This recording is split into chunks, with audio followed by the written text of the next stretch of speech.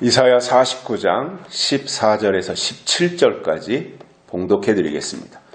오직 시온이 이르기를 여호와께서 나를 버리시며 주께서 나를 잊으셨다 하였거니와 여인이 어찌 그 젖 먹는 자식을 잊겠으며 자기 태에서 난 아들을 긍휼히 여기지 않겠느냐.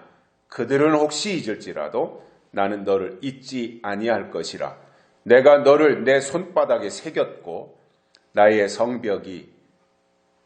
성벽이 항상 내 앞에 있나니 네 자녀들은 속히 돌아오고 너를 헐며 너를 황폐케 하던 자들은 너를 떠나가리라. 아멘. 한 주간 동안도 건강하셨습니까?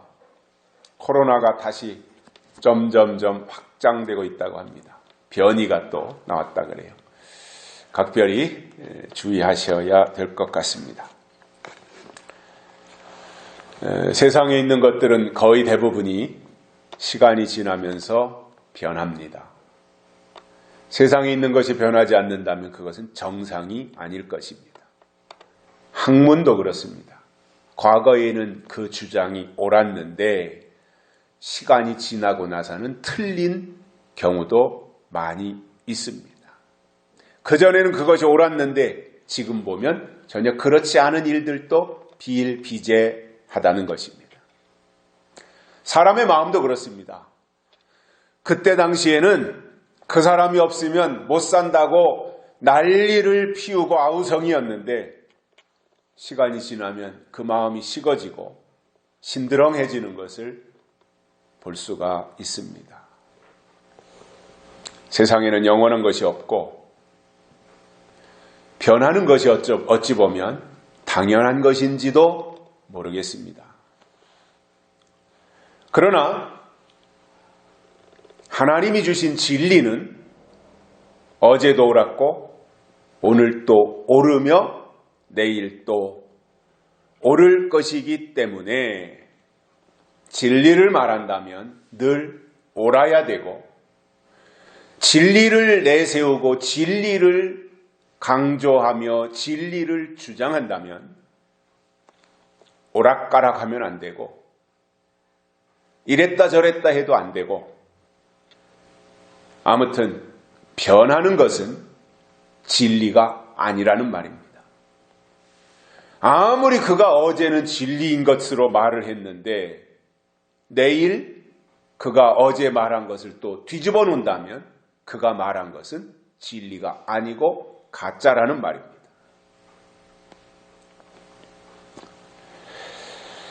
왜냐하면 진리는 하나님이시고 진리는 예수님이시며 진리는 성경이고 성령이기 때문입니다.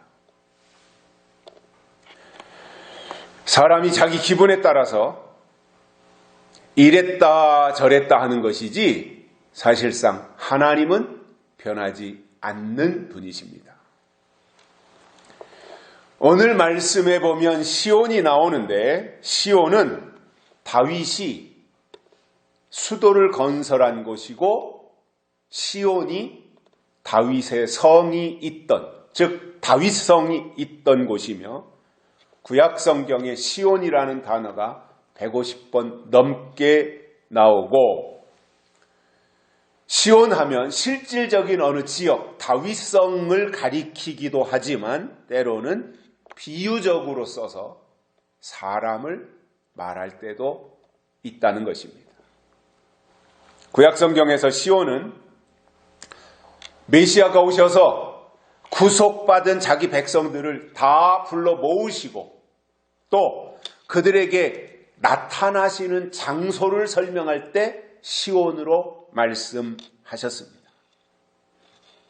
넓은 의미로 시온은 예루살렘을 의미하는 단어로도 사용했고 시온과 예루살렘은 같은 단어라는 말입니다. 요한계시록에 보면 예수님이 재림하실 때 시온 산으로 오신다 그랬습니다.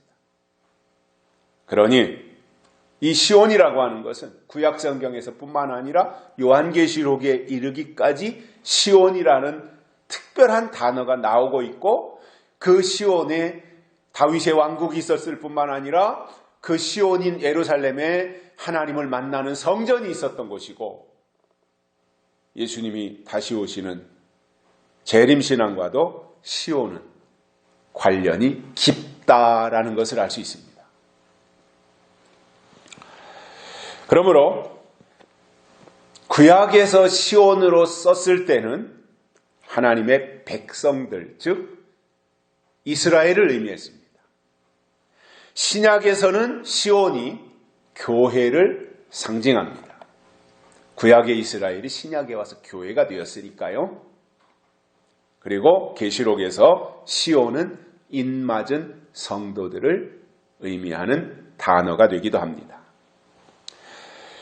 자, 본문에 보면 시온과 하나님이 묻고 대답하는 것을 볼 때 여기서 시온은 어떤 지역을 의미했다기보다는 이스라엘로 보는 것이 맞다라는 생각을 하게 됩니다. 오늘은 시온이 질문한 것에 대해서 하나님의 대답이 무엇이었는가? 하나님이 어떻게 대답하셨는가? 이것을 통해서 세 가지를 깨닫고 은혜를 받겠습니다. 첫째로는 너를 잊지 아니하리라 이렇게 말씀하셨습니다. 자, 시온이 14절에서 이렇게 물었습니다.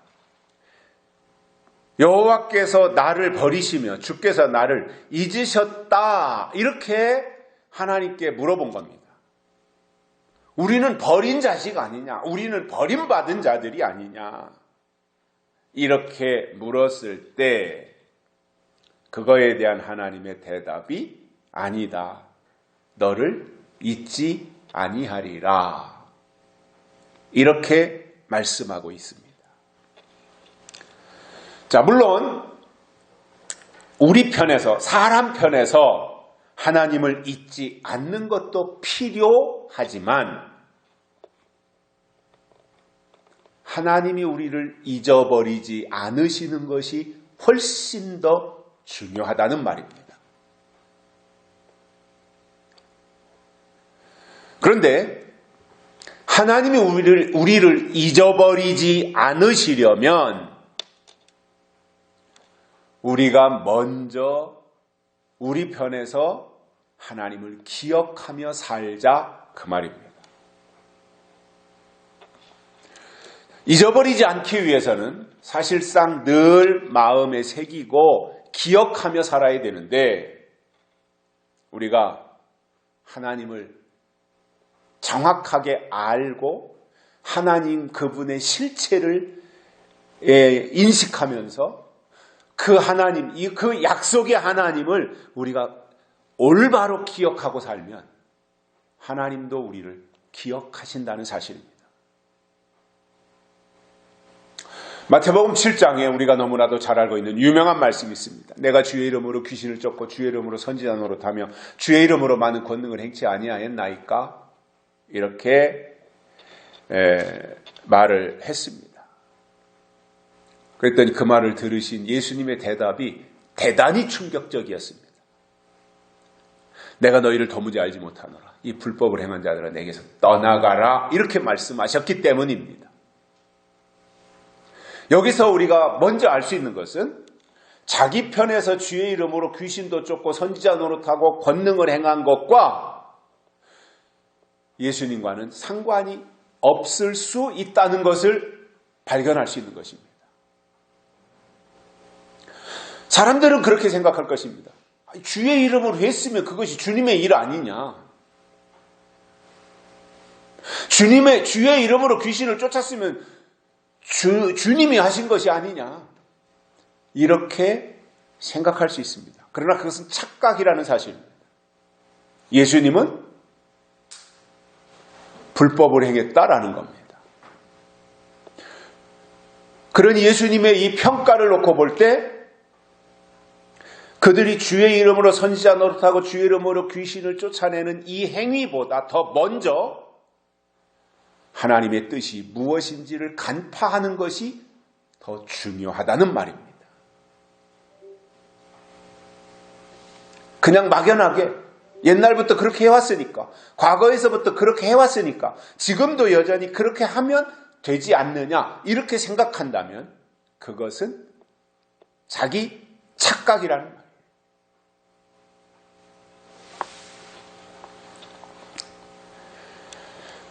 그래서 자기 편에서는 아무리 주의 이름으로 했다고 할지라도 예수님이 도무지 모르겠다고 하시면 그 다음부터는 아무런 의미가 없다라는 거지요.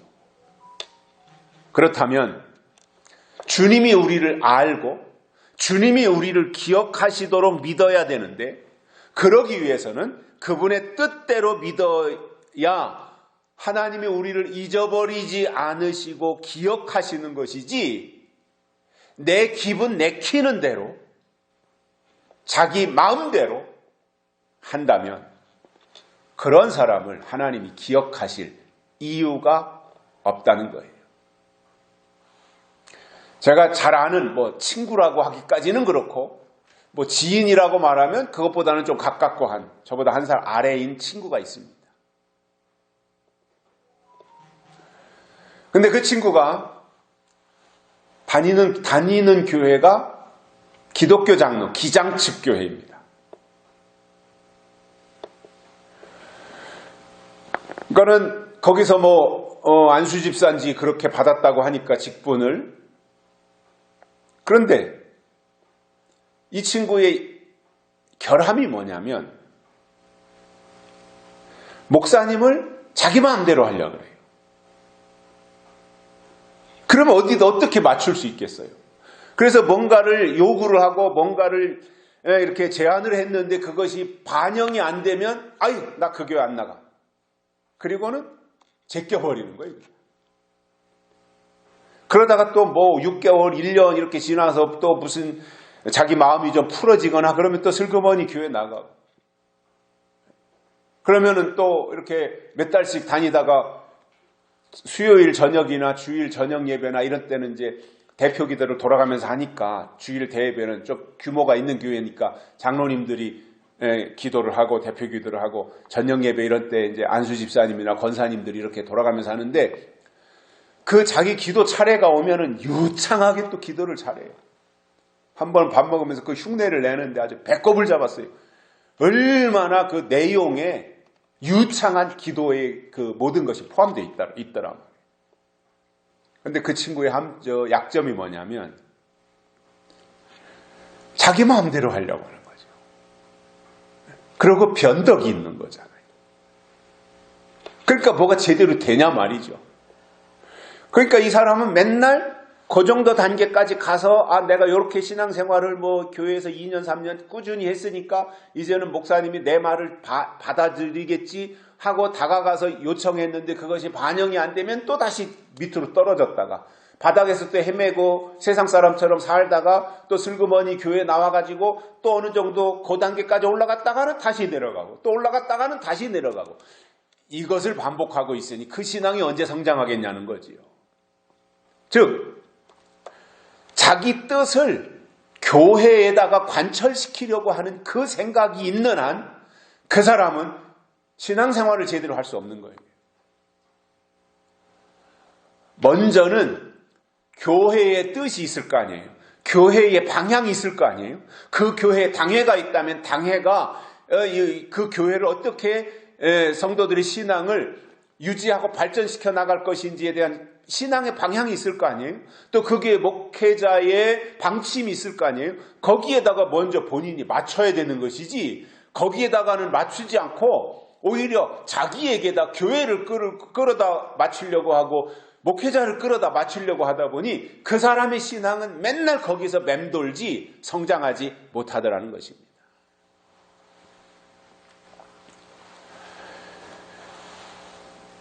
그런 사람을 어쩌다 낙심이 되고 시험이 들어서 주저앉아 있는 사람이라면 교회가 신방을 하고 다시 격려를 하고 위로를 하고 이렇게 세워서 신앙생활을 잘 할 수 있도록 해야 되겠지만, 매번 그러기를 지금까지 수십 번을 그랬다면 그때는 교회가, 모든 교인들이 어떻게 생각하겠어요?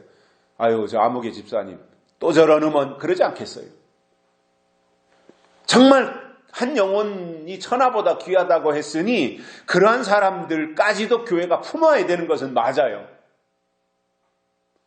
그런데 그런다고 그 사람이 변화되고 신앙이 성장하지 않는데 어떻게 매번 똑같은 일을 반복할 수 있겠냐는 거예요. 그래서 우리가 신앙생활하는 데 있어서 가장 기본적인 것이 뭐여야 되냐면 내 뜻을 하나님께 말하기보다는 하나님의 뜻이 무엇인지를 내가 먼저 들어야 된다는 겁니다. 그리고 그 뜻에 맞게 내 삶의 울타리를 조성하고 그리고 그 방향으로 맞춰서 하나님이 원하시는 그분의 뜻에 따라서 내가 따라가야 되는 것이지, 하나님은 그렇게 뜻을 나에게 비춰주셨는데 나는 그것을 거역하고 오히려 하나님을 내가 좌지우지하려고 한다면 그 신앙은 바르게 성장하지 못한다는 것입니다. 오늘 본문에 보시면 시온이 하나님을 향해 이르기를 하나님이 우리를 버리시며 주께서 우리를 잊으셨다 이렇게 말했다는 거예요. 그랬더니 그 말에 대해서 하나님의 대답이 15절에 이렇게 나옵니다. 여인이 어찌 그 젖 먹는 자식을 잊겠으며 자기 태에서 난 아들을 긍휼히 여기지 않겠느냐? 그들은 혹시 잊을지라도 나는 너를 잊지 아니할 것이라 이렇게 말씀하셨습니다. 대단한 말씀인 겁니다. 모세가 애굽의 왕궁으로 들어가서 바로의 공주의 아들로 40년을 삽니다. 40년 자그마치. 그러다가 어느 날 밖에 나와 보니까 애굽의 병사가 히브리 민족을 괴롭히는 거예요. 그러니까 그거에 대해서 울분이 치솟은 모세도 뭐 왕자로 살았으니까 뭐 기본적인 이 싸움에 대해서 전쟁터에도 나가고 해야 되니까 옛날에 왕자들은 다 그렇게 했으니까 무술이라든가 기본적인 뭐 우리나라로 말한다면 태권도라든가 이런 거를 하지 않았겠어요? 기본적으로. 그러니까 그 울분에 쌓여가지고 그 애굽의 병사를 향해서 다가가서 한 방 쳤는데 애굽의 병사가 죽어버린 것입니다. 그냥 혼내주려고 한 건데 죽어버리니까 덜컹 겁이 나지 않았겠어요? 그래가지고는 모세가 왕궁으로 들어가지 못하고 미디안 광야로 도망가가지고 거기서 숨어 지냈습니다. 자, 그러면 뭐 지금처럼 뭐 유튜브가 있고 뉴스가 있고 그렇다면 아니 어느 날 어디서 모세라는 왕자가 자기 민족의 군사를 때려 죽였다 이렇게 이제 뉴스에 퍼져 나오겠지만 그때는 그런 시대가 아니라 다 입에서 입으로 구전되어서 전파되는 그 시대였는데 그 소문이 며칠 안에 장 안에 다 퍼졌지 않겠어요? 모세가 애굽의 군대를 때려 죽였다. 그러니 이제 모세는 불안한 마음, 초조한 마음, 긴장되는 마음 이런 것들이 이제 만감이 교차하면서 도망자가 되어서 미디안 광야에 숨어가지고 두문불출하고 지내기를 1년, 2년 이렇게 지나고 나니까 사람들의 생각 속에서 모세에 대한 기억은 까맣게 지워졌을 것입니다. 사람들이 남의 일에 그렇게 오랫동안 기억하지 못하잖아요. 그때는 아이고 그랬어? 이렇게 깜짝 놀라는데 며칠 지나면 또 까맣게 잊어버리고 살아가는 것이 보통 사람들의 모습이지 않겠습니까? 사람들 속에는 모세라고 하는 청년, 모세라고 하는 왕자, 다음번 바로 왕의 후계자로 애굽의 왕이 될 수도 있었던 그 위치에 있는 모세, 그러한 대단한 모세임에도 불구하고 사람들 기억 속에서 이제 거의 지워졌던 것이죠. 그러나 하나님은 그러한 모세를 결코 잊지 않으시고 출애굽기 3장에 보면 떨기나무 불꽃 가운데서 나타나 모세를 부르셨습니다. 모세야, 너 선 땅은 거룩한 땅, 거룩한 곳이니 네 발에서 신을 벗으라. 이렇게 말씀하셨습니다. 이때부터 하나님이 모세와 구체적으로 함께 하셨습니다. 그러면 하나님이 잊지 않는다고 할 때 대충 그냥 마음은 없이 말로만 잠꼬대하듯이 아버지, 주님 이렇게 찾는 사람들을 하나님이 잊지 않는 것이 아니라 하나님이 강력하게 부르셨거나 아니면 하나님께로 나은 자를 잊지 않으시겠다 이렇게 말씀하셨단 말입니다. 그래서 낳아야 자식이고 자식은 부모에게 분신과 같기 때문에 자식을 잊을 부모는 없습니다. 신앙도 하나님을 향해서 너도 나도 아버지라고 부르지만 그 중에는 낳은 아들의 위치에서 아버지하고 부르는 것과 얼굴을 좀 몇 번 봐서 아는데 관계상 내게 필요하니까 그를 아버님하고 부르는 것과는 천지 차이라는 말입니다.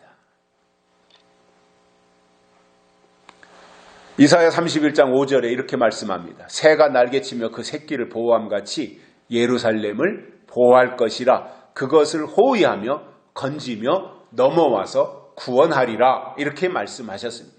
이렇게 하시는 이유는 오늘 본문에 나오는 것처럼 너를 내 손바닥에 새겼고 너의 성벽이 항상 내 앞에 있기 때문이다. 이렇게 말씀하셨기 때문입니다. 요한계시록 7장에는 12지파의 인을 치시는 중요한 내용이 나오는데 하나님의 인을 가진 천사가 해 돋는 곳에서 올라온다 이렇게 말씀하셨습니다. 해는 언제나 동쪽에서 뜹니다. 오늘은 동쪽에서 뜨고 내일은 남쪽에서 뜨고 모레는 북쪽에서 뜨고 이런 적이 역사 이래로 단 한 번도 없었습니다. 태양은 항상 동쪽에서 떠올라서 서쪽으로 지게 되어 있습니다. 그런데 해 돋는 곳을 편의상 동쪽에서 늘 뜨니까 해 돋는 곳을 동쪽이다 이렇게 말하는 거예요. 그리고 그 동쪽에서 하나님의 인치시는 역사가 시작되는 것에 대해서 설명하는 내용이 계시록 7장이라는 겁니다. 자, 그러면 계시록 7장에서만 동쪽이 나오는가? 해 돋는 곳이 계시록에서만 나오는가? 그렇지 않고 이스라엘 백성들이 광야에 나와서 진을 칠 때에도 아무렇게나 한 것이 아니라 하나님이 정해주신 규칙이 있었다는 거예요. 민수기 2장 1절부터 3절에 보면 출애굽한 이스라엘 백성들이 광야에 나와서 천막을 치고 숙소를 정할 때 먼저 모세가 제사장과 레위인들을 따로 불러가지고 중앙에 성막을 쳤습니다. 회막이라고 하는 성막을 먼저 만듭니다. 그리고 나면 이제 중앙에 커다란 성소와 지성소가 만들어져 있는 성막, 그것이 세워지면 그 성막을 중심으로 사방에 이제 직사각형으로 되어진 성막이 중심에 자리를 잡으면 이제 사방이 생긴 거잖아요. 직사각형이니까. 그러면 그 사방에 그 진을 치게 되는데 각 지파별로 정해 주셨어요. 무슨 지파는 남쪽, 무슨 지파는 북쪽 이렇게 다 정해 주셨는데 항상 동쪽 해돋는 곳에는 유다 지파가 진을 치도록 하나님이 정하신 겁니다. 놀라운 일입니다.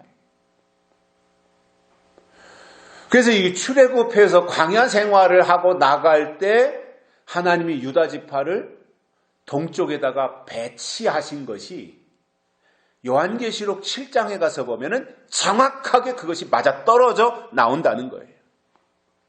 그래서 계시록 7장 2절과 5절에 보면 같은 원리로 다른 천사가 해돋는 데로부터 올라와서 인을 치는데 유다 지파에서부터 인을 치더라는 거예요. 실제로는 야곱의 12아들이 르우벤, 시므온, 레위, 유다, 이사갈, 스불론, 납달리 이런 식으로 가요. 르우벤이 첫째 아들이에요. 그런데 이런저런 이유로 르우벤이 탈락당하고 넷째인 유다가 계시록에서 장자로 나오는 거예요.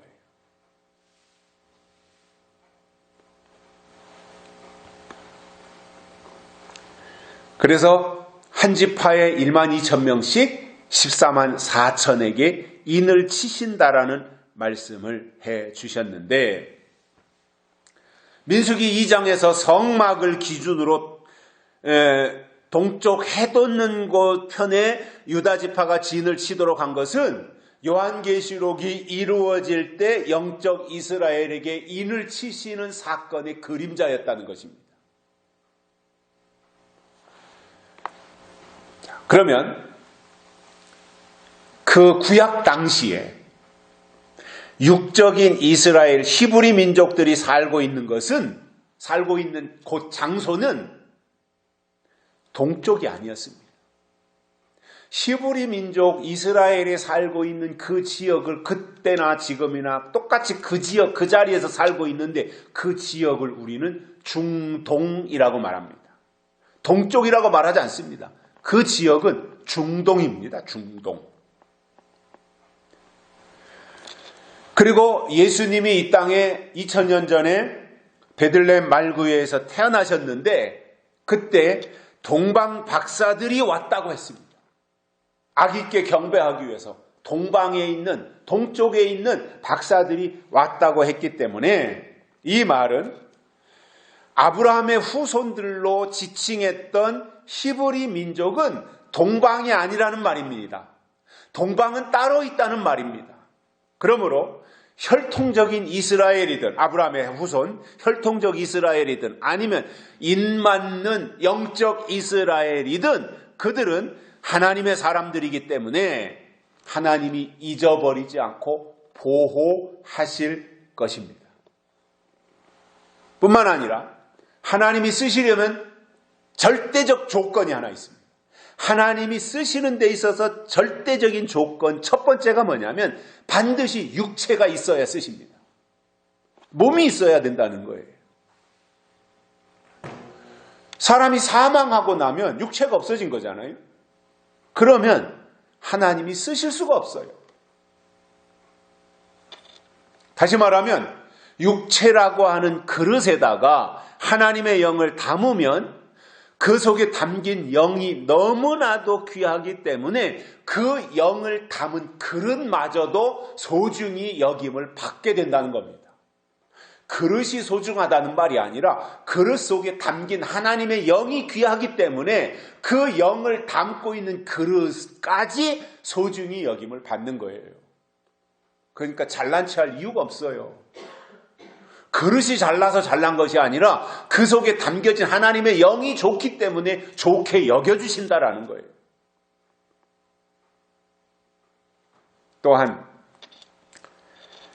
하나님의 영이 담겨지면 그때부터 그는 해야 할 일이 있기 때문에 하나님은 그를 잊지 않고 관여하시고 간섭하시겠다는 말입니다. 그러므로 이왕에 우리가 하나님을 믿는다면 형식에 젖어가지고 타성에 빠져서 그냥 믿습니다. 아멘. 이런 것만 외쳐댈 것이 아니라 우리 각자의 마음이 하나님 앞에 시온이 되어야 되고 예루살렘이 되어야 하며 하나님의 영으로 우리가 속사람이 다시 태어나면 하나님이 그를 인을 치셔서 하나님의 일꾼으로 등용하시겠다는 말입니다. 두 번째로는 내 자녀들은 속히 돌아오리라 이렇게 말씀하고 있습니다. 집을 등지고 떠났던 자녀들이 방황을 끝내고 집으로 돌아온다고 하는 것은 놀라운 축복이고 은혜입니다. 구약의 선지자들이 한 일들 중에는 하나님을 등지고 떠났던 이스라엘 사람들을 돌아오게 하는 역할을 했던 거예요. 그래서 사사기를 보다 보면 계속 반복되는 게 뭐냐면 타락과 회복이에요. 타락과 회복. 이스라엘이 타락하고 그리고 다시 회복하고 이것이 되풀이됐던 거예요. 자, 그러면 좀 모든 조건이 좋아져서 이제 잘 살게 되고 잘 나가면 이제 변질되어서 타락하는 겁니다. 그러면 이제 그 속에서 아이고 깨닫고는 우리가 잘못했습니다. 하나님 우리를 용서해 주시고 이전에 자리로 우리를 회복시켜 달라고 막 온 백성들이 다 이제 하나님 앞에 엎드려 자복하면 하나님이 그들을 다시 높여주셔요. 회복시켜 주시는 거예요. 그러면 또 다시 주저앉고 또 다시 일으켜 세우고 이 과정이 이제 사사기 전반부에 나오는 그러한 내용들인데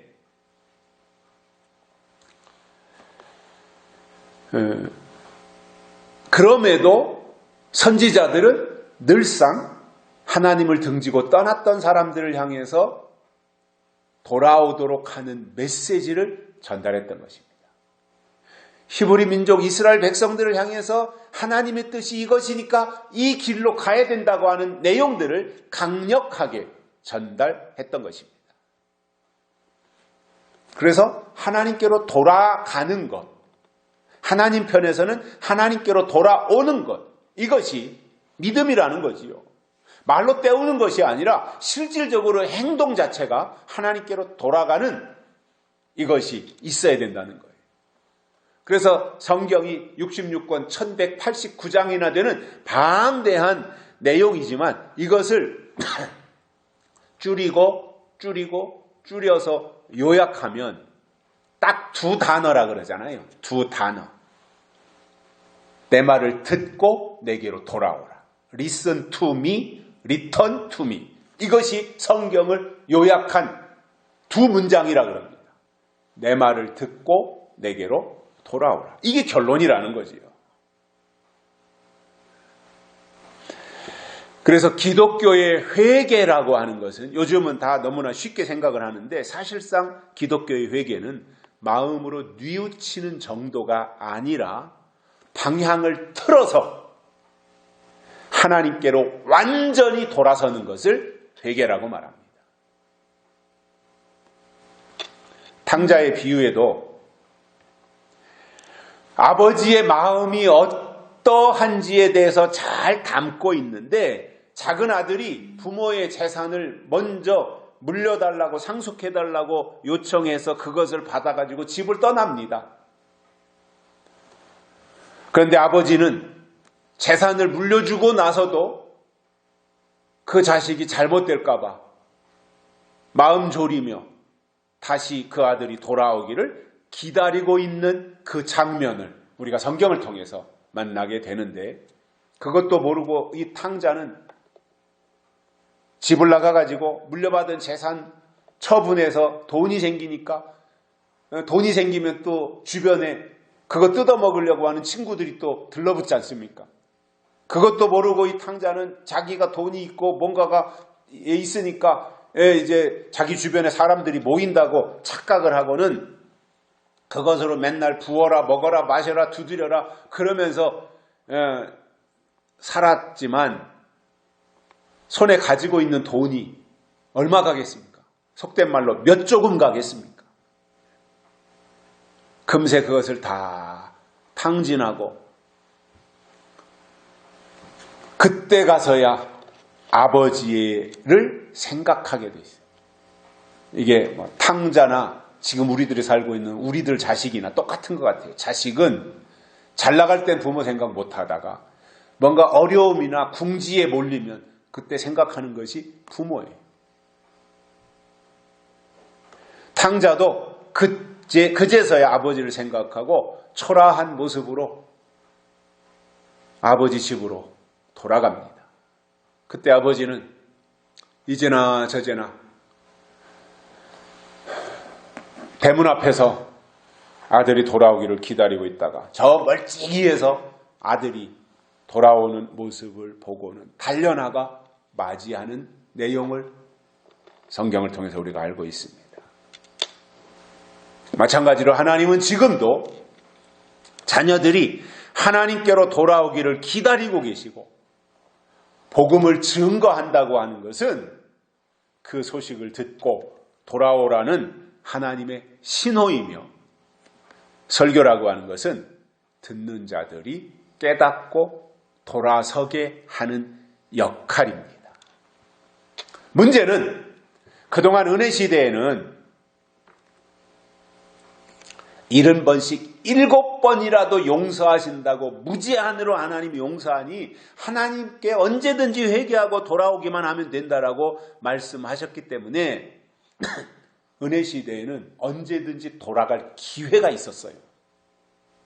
그러나 황충이 등장하고 나면 그때부터는 돌이키기가 거의 불가능해요. 그래서 그 전에 황충이가 나오기 전에 다른 곳에 뺏겼던 마음이 속히 하나님께로 돌아서야 된다는 말입니다. 돌아가야 되는 이유에 대해서 요엘서 2장 앞부분에서 왜 하나님께로 돌아가야 되느냐? 황충이가 나왔기 때문이다. 이렇게 말씀하고 있어요. 황충이 때문에 하나님께로 속히 돌아가야 된다라는 것인데 황충이가 등장할 때 가서 보면 황충이는 세력을 등에 업고 나오는 거예요. 권세를 등에 업고 나오기 때문에 황충이가 두려운 거예요. 당할 자가 없는 거죠. 아니 권력이 있는데 어떻게 당해냅니까?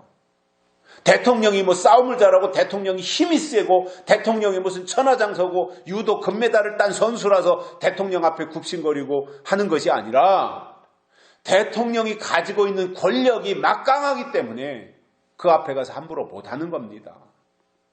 황충이가 등장하면 황충이가 무슨 일본의 스모 선수처럼 등치가 큰 것이 아니라 황충이에게 준 사탄의 권력이 있다라는 거예요. 그러니 그 앞에서 사람들이 굴복하게 된다는 거예요. 그러한 각도에서 볼 때 지금 신앙은 눈을 부릅뜨고 교회를 예의 주시하면서 그 교회가 정말 하나님께 속한 교회인지 아니면 사탄에게 속한 교회인지를 분별할 수 있는 영적 안목이 있어야 됩니다.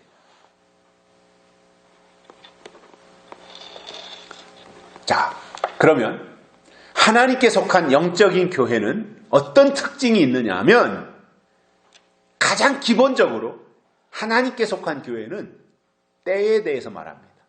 어렵게 생각할 거 없어요. 영적인 교회, 육적인 교회 겉으로 보면 다 똑같은 건물 교회가 있으니 교회인데 어렵게 생각하면 복잡해지니까 간단 명료하게 생각해서 하나님께 속한 교회는 때를 말합니다. 때. 그리고 약속의 말씀을 통해서 다시 오실 예수님이 누구신지를 설명합니다. 그리고 그분이 오실 때 맞이할 수 있도록 준비를 어떻게 해야 되느냐, 이것을 알려주는 겁니다. 그러나 사단에게 속한 교회는 절대로 때에 대해서 말하지 않습니다. 오직 현실 세상에 대해서 말하면서 땅에서 잘 되고 땅에서 잘 먹고 땅에서 출세하고 땅에서 복 받으라고 말하면서 그것을 목적으로 삼아서 예수를 잘 믿어라, 이렇게 하는데 구체적으로 때와 하나님의 법에 대해서 말하지 않는 것은 다 육적 교회라는 것입니다.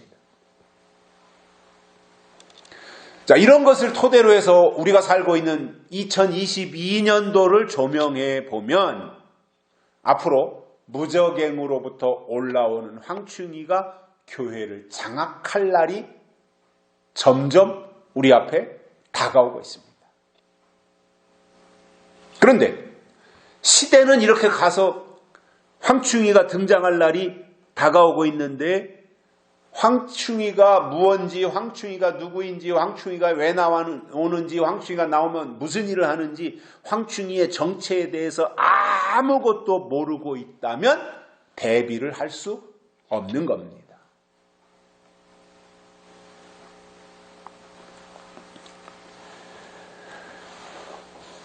황충이에게 사로잡힌 교회는 이게 이제 육적인 교회가 되는데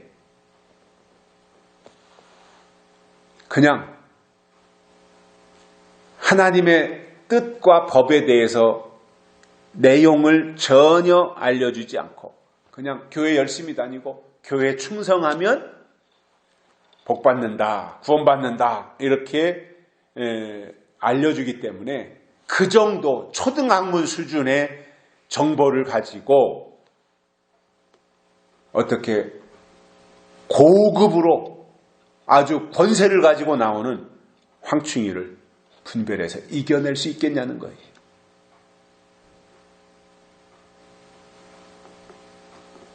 저는 때를 분별하지 못하는 것은 신앙이 아니거나 아니면 어린 아이라고 분명하고 정확하게 말씀드릴 수 있습니다. 성경이 우리에게 요구하는 것은 장성한 신앙입니다. 신앙이 장성하면 당연히 때를 분별합니다. 그리고 단단한 식물을 계속해서 공급받습니다. 그것을 통해서 선, 악을 분별하게 된다라고 성경은 알려주고 있습니다. 앞으로 황충이가 나오면 기고만장해서 이 종횡무진 활약할 때가 있을 텐데 신앙이 잠들어 있거나 신앙이 병들어 있거나 신앙이 죽어 있다면 이미 다 황충이에게 점령을 당해 있기 때문에 그들은 어차피 황충이에게 소속을 둘 수밖에 없지만 그렇게 나와서 황충이가 교회를 점령하고 장악할 때 거기에 굴복하지 아니하고 오히려 반발하면서 황충이의 정체를 폭로하고 황충이는 하나님의 역사가 아니라고 하는 것을 알려주고 그러한 역할을 하는 교회가 남은 자로 있게 되고 이것이 마지막 신앙 전쟁이고 또는 교회 전쟁으로 나타나게 될 것입니다. 그렇다면 그러한 일이 일어나기 전에 미리 성경을 근거로 해서 황충이가 언제 나오고 무슨 일을 하고 적그리스도가 언제 나와서 무슨 일을 하는지 그것을 우리가 다 알고 재빨리 하나님께로 돌아가는 그 시도가 무엇보다도 중요하고 필요하다는 말입니다. 세 번째로는 너를 황폐케 하던 자들은 너를 떠나가리라 이렇게 말씀하고 있습니다.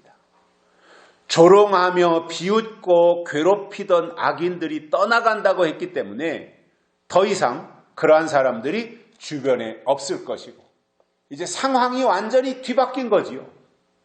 그동안에는 악인들이 잘 되고 그동안에는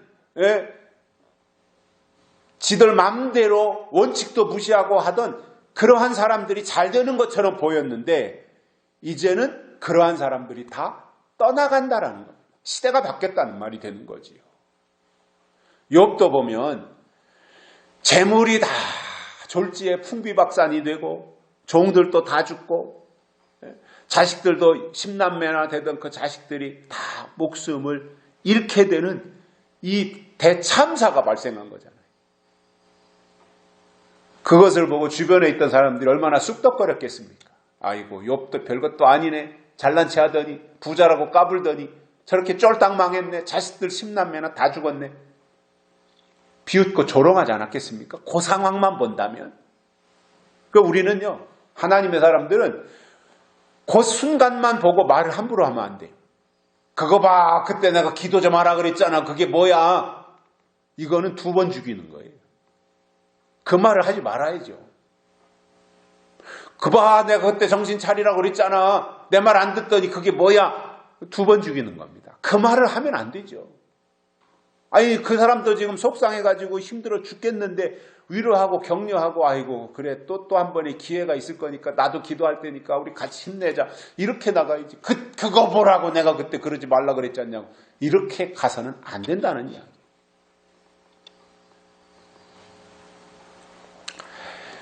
욥의 주변에는 욥이 다 망하니까 그런 사람들로 버글거렸습니다. 욥을 향해서 비웃고 손가락질 했을 거 아니에요. 꼴 좋다고. 그러나 나중에 욥이 사단의 유혹을 다 통과한 이후에 그 모든 것을 다 회복하고 나니까 비웃던 그 사람들이 함구하고 할 말이 없어진 거예요. 아무 말도 할 수가 없는 거예요. 그러니까 면목이 없으니까 누가 뭐라고 안 했는데 눈치 보다가 욥 주변을 떠나가지 않겠습니까? 자기들이 한 말은 있으니까요. 요한계시록에 나오는 5째 나팔과 6째 나팔을 우리가 대환란이라고 부르는데 기간으로 치면 5째 나팔이 황충이 나와서 활동하는 5개월 환란이라고 했고 6째 나팔이 마병대가 활동하는 42달로 되어 있습니다. 그래서 항상 사탄의 역사는 달로 표시하고 있다는 거죠. 달, 어둠, 밤에만 나타나는 것이 달이니까. 그래서 하나님의 자녀들은 낮에 활동하고 사탄의 자녀들은 밤에 활동하는 거예요. 그래서 해에 속했느냐 달에 속했느냐 이것이 엄청난 차이가 있는 거죠. 그래서 이 황충이와 마병대가 나와서 하는 최종적인 일은 교회와 믿는 자들의 마음을 사로잡아서 황폐케 하는 일입니다. 저는 지금도 교회와 신앙이 굉장히 많이 훼손됐다고 생각합니다. 왜냐하면 제가 많은 사람들을 만나요. 우리나라의 기독교 인구 비율이 약 25%라 그러잖아요. 통계에 나온 내용이 약 25%라 그러면은 10명 중에 100명 중에 25명은 교회 다닌단 말이에요. 제가 누가 누군지 모르는데 하루에 100명을 만났다 그러면 그 중에 25명은 기독교 신자들이란 말이잖아요. 그런데 어떤 장소에 모임을 가지면 100명이 모이면 100명이 똑같아요 다. 그렇기 때문에 기독교 신앙의 본질에서 많이 이탈했고 사람들의 신앙심이 굉장히 훼손됐구나. 이러한 상황에서 황충이 나온다고 하면 황충이 나오고 또 마병대가 등장해서 자기를 보여 하나님이라고 하면 오늘 교회 안에 머무르는 사람들이 그것을 분별 못하고 이제 진짜 하나님이 나타났구나 하고 하나님하고 쫓아가도 아무 누구도 문제 삼지 않을 그 환경이 지금 조성됐다라는 거예요.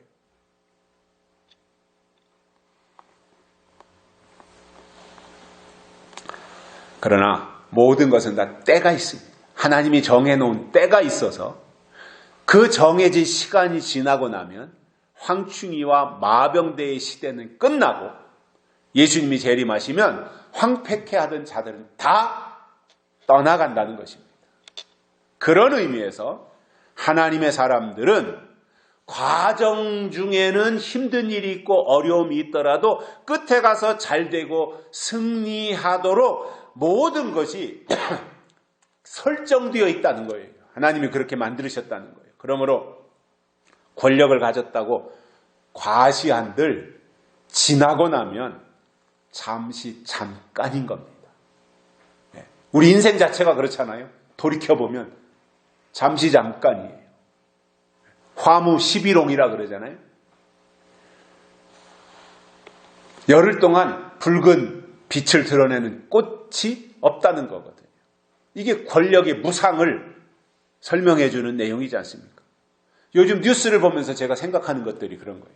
문재인과 이재명의 많은 과오와 잘못들, 그 중에는 자기들이 고의로 그렇게 저지른 일들이 수없이 지금 노출이 되고 있고, 그 중에는 북한하고 뭔가를 이렇게 좀 모사를 꾸며가지고 북한을 유익하게 이롭게 해주려고 하는 수많은 일들, 그리고 북한에 엄청난 몇십조의 돈을 갖다 준 이러한 내용들이 이제 하나씩 둘씩 터져 나오고 있고, 곧 검찰에 소환되는 문재인과 이재명의 모습을 볼 날도 멀지 않았는데, 그 사람들이 권력의 무상함을 미리 깨달았더라면 권력을 가지고 있는 동안에 그렇게 하지는 않았을 겁니다. 그런데 그들은 자기들의 이 권력이 영원할 줄 알았던 거예요. 문재인은 자기가 대통령 5년을 하고 또 그 뒤를 이어서 이재명이가 대통령을 하고 그런 식으로 해서 민주당 정권이 20년, 30년 계속해서 유지하고 갈 줄 알았기 때문에 헌법을 무시하고 지 맘대로 했던 겁니다.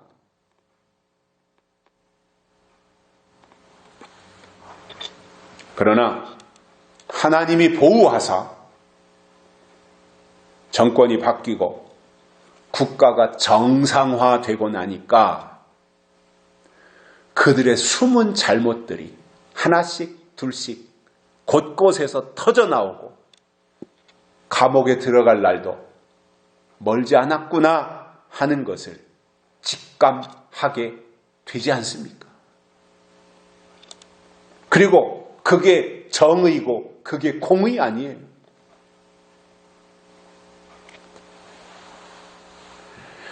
이 세상에 영원한 것은 없고요. 더군다나 악인은 잠깐 승리하는 것 같지만 결국에 가서는 다 망하고야 만다는 것이 성경의 가르침입니다. 결론으로 우리가 물어보면 하나님은 기꺼이 대답하시는 분이신데, 우리가 하나님 편에서 하나님을 기억하고 살면 하나님은 언제나 그들을 보호하신다는 약속을 해 주셨습니다.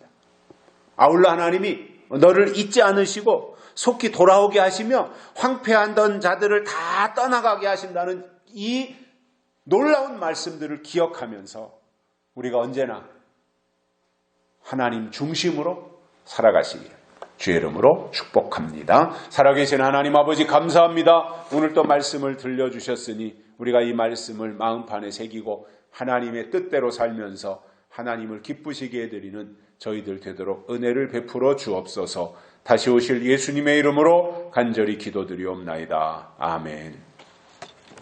찬송가 315장 부르시면서 헌금 드리시겠습니다. 315장 1절과 4절입니다.